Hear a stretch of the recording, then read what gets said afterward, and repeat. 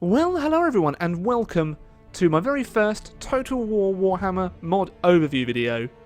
This is going to be on the unique starting positions mod, and that essentially changes the legendary lords and their starting positions.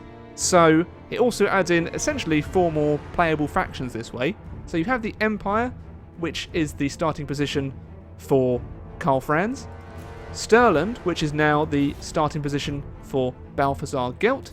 You have Karak, Kadrin, which is now the starting position for Ungrim Ironfist, Black Venom, which is now the starting position for Azhag the Slaughterer, Schwarzhafen, which is the starting position for the legendary lord Heinrich Kemmler. Now you're going to see the campaign map in a second, and we'll just have a quick little look at their starting positions. So this is Balthazar Geltz's new starting position in the province of Stirland, and we control the city of Wertbad. We have Balthazar Geltz's starting army, which consists of the greatswords, halberdiers, spearmen, outriders, pistoliers, and a unit of mortars.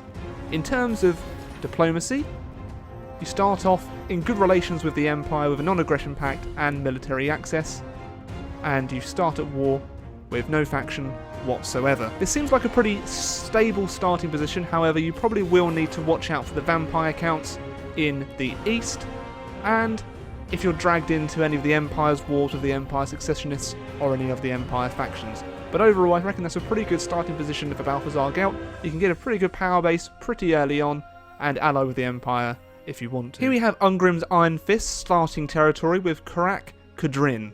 In terms of the starting position, it seems like a pretty solid and safe starting position. However, you do start off with war with the Red Eye in the north. We haven't actually met the main dwarf faction, but we have met Zufbar, and we're on pretty neutral relations with them. So the Bloody Spears, however, they are hostile, so you do have to watch out for your border quite a lot. We don't start off at war with them, however I imagine they will be quite eager to have war, but the first Greenskins faction you will be at war with will be the Red Eye.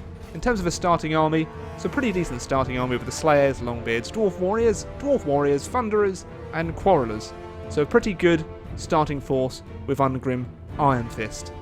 So here we have the starting location of Azhag the Slaughterer's faction as Black Venom. As you can see, you start off with one territory and you're surrounded by enemies. The attitude is pretty hostile all across the board. So you start with the Border Princes to the south and Dwarves to the north, east and west. So, pretty difficult starting location. However, in terms of diplomacy, you don't start at war with any of them, so that does give you time to build up your power and hopefully go after different factions depending on who you want to target. In terms of a starting force, Azhag the Slaughterer starts off with a force of Orc Biggins, Goblins, Goblin Archers, and Forest Goblin Spider Riders, and that's pretty much all you can recruit as well. So, that's a pretty tough starting location for Azhag. However, I'm sure if we want to go on a war and stomp the puny stunties and humans, I'm sure you'll be able to. And last but by no means least, we have Heinrich Kemmler's starting location in Schwarzhafen, just south of the Tempelhof faction, and you are surrounded by Dwarves and the Empire to the west, south and southeast. In terms of diplomacy, you don't start at war with anyone. However, the Dwarves and the Empire provinces aren't too keen on you, as you can see here. The Vampire Counts factions, neutral, and neutral, or -8 for Tempelhof, so I imagine it would be wise to try and secure a few relations with Manfred von Carstein to start off with. In terms of a starting army, you start off with Khan Wraiths, Crypt Ghouls, Zombies, Hex Wraiths, Direwolves, and a unit of Fellbats. So not a terrible army to start off with, and you do get to pick which way you want to expand from. Overall, I think this mod adds in a great deal of flexibility to the base game of Total War Warhammer and introduces 4 new playable factions, essentially, and gives you some pretty decent diplomatic relations to start off with. I believe you can also confederate still within your own factions.